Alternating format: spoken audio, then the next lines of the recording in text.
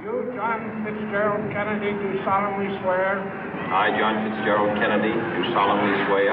That you will faithfully execute the office of President of the United States. That I will faithfully execute the office of President of the United States.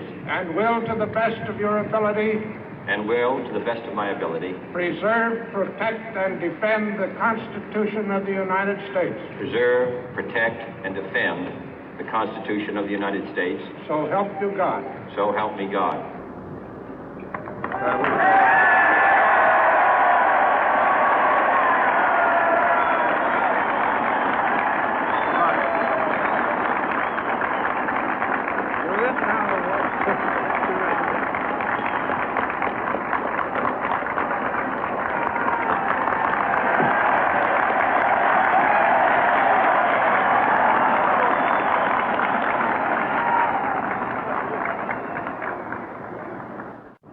Vice President Johnson, Mr. Speaker, Mr. Chief Justice, President Eisenhower, Vice President Nixon, President Truman, Reverend clergy, fellow citizens.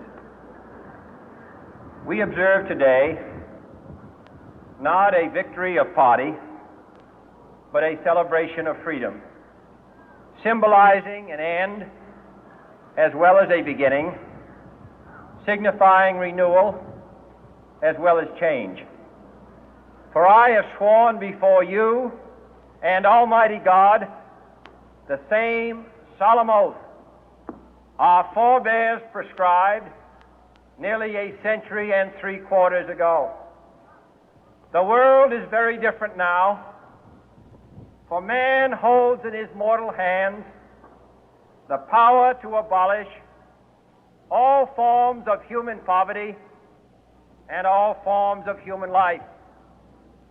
And yet the same revolutionary beliefs for which our forebears fought are still at issue around the globe. The belief that the rights of man come not from the generosity of the state, but from the hand of God. We dare not forget today that we are the heirs of that first revolution. Let the word go forth from this time and place to friend and foe alike that the torch has been passed to a new generation of Americans born in this century, tempered by war, disciplined by a hard and bitter peace, proud of our ancient heritage, and unwilling to witness or permit the slow undoing of those human rights to which this nation has always been committed and to which we are committed today at home and around the world.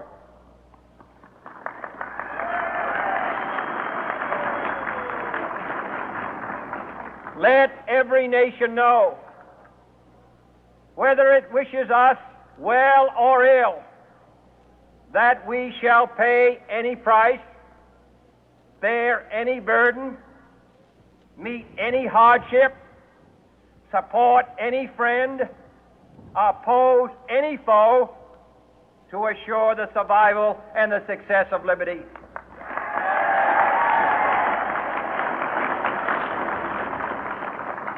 This much we pledge and more.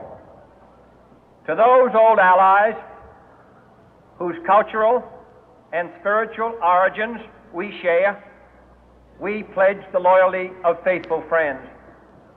United, there is little we cannot do in a host of cooperative ventures. Divided, there is little we can do, for we dare not meet a powerful challenge at odds and split asunder.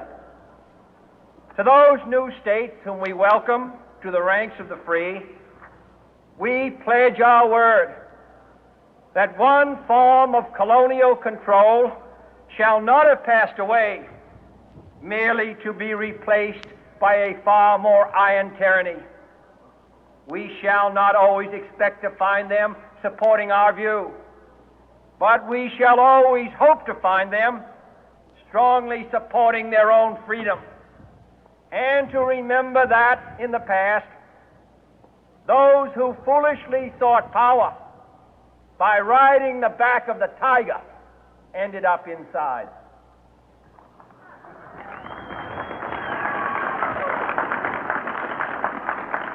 To those people in the huts and villages of half the globe struggling to break the bonds of mass misery, we pledge our best efforts to help them help themselves for whatever period is required, not because the communists may be doing it, not because we seek their votes, but because it is right.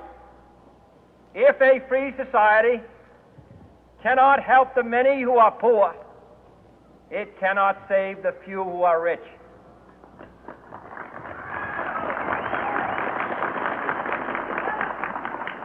To our sister republics south of our border, we offer a special pledge to convert our good words into good deeds, in a new alliance for progress, to assist free men and free governments in casting off the chains of poverty.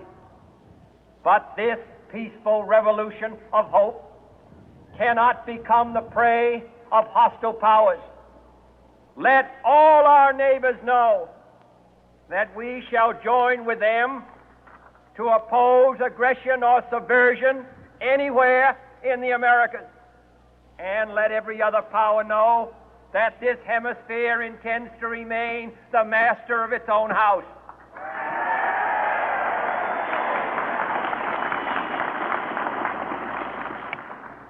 To that World Assembly of Sovereign States, the United Nations, our last best hope, in an age where the instruments of war have far outpaced the instruments of peace, we renew our pledge of support to prevent it from becoming merely a forum for invective, to strengthen its shield of the new and the weak, and to enlarge the area in which its writ may run. Finally, to those nations who would make themselves our adversary, we offer not a pledge, but a request that both sides begin anew the quest for peace. Before the dark powers of destruction, unleashed by science, engulf all humanity in planned or accidental self-destruction, we dare not tempt them with weakness, for only when our arms are sufficient beyond doubt can we be certain beyond doubt that they will never be employed. But neither can two great and powerful groups of nations take comfort from our present course, both sides overburdened by the cost of modern weapons, both rightly alarmed by the steady spread of the deadly atom, yet both racing to alter that uncertain balance of terror that stays the hand of mankind's final war.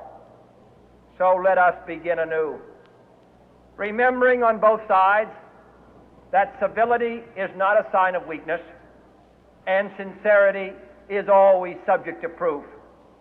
Let us never negotiate out of fear, but let us never fear to negotiate.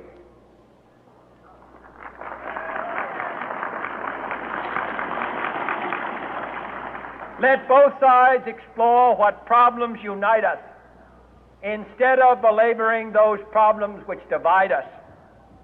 Let both sides, for the first time, formulate serious and precise proposals for the inspection and control of arms, and bring the absolute power to destroy other nations under the absolute control of all nations.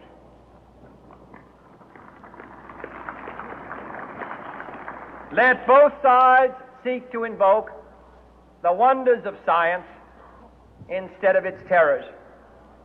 Together, let us explore the stars, conquer the deserts, eradicate disease, tap the ocean depth, and encourage the arts and commerce. Let both sides unite to heed in all corners of the earth the command of Isaiah to undo the heavy burden and let the oppressed go free. And if a beachhead of cooperation may push back the jungle of suspicion, let both sides join in creating a new endeavor, not a new balance of power, but a new world of law, where the strong are just and the weak secure and the peace preserved.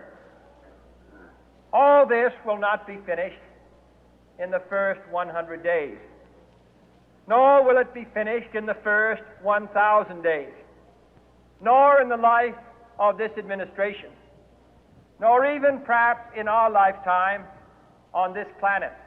But let us begin.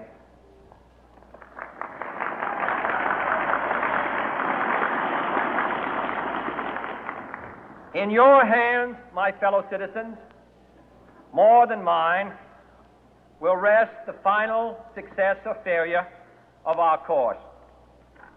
Since this country was founded, each generation of Americans has been summoned to give testimony to its national loyalty. The graves of young Americans who answered the call to service surround the globe. Now the trumpet summons us again, not as a call to bear arms, though arms we need, not as a call to battle, though in battle we are, but a call to bear the burden of a long twilight struggle, year in and year out, rejoicing in hope, patient in tribulation, a struggle against the common enemies of man, tyranny, poverty, disease, and war itself. Can we forge against these enemies a grand and global alliance, north and south, east and west, that can assure a more fruitful life for all mankind? Will you join in that historic effort?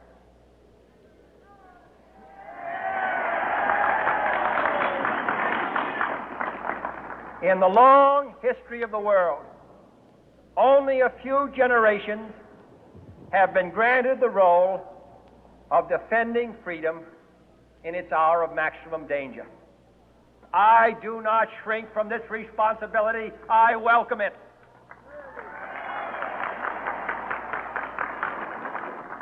I do not believe that any of us would exchange places with any other people or any other generation. The energy, the faith, the devotion,